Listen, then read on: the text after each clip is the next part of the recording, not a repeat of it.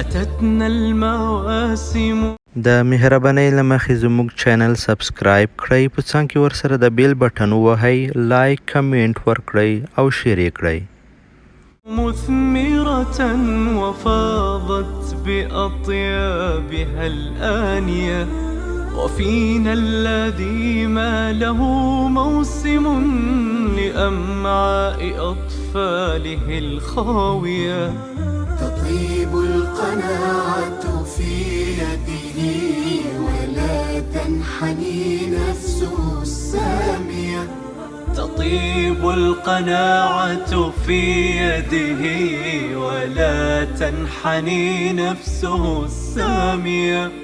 أتتنا المواسم مثمرة وفاضت بأطيابها الآنية، وفينا الذي ما له موسم لأمعاء أطفاله الخاوية.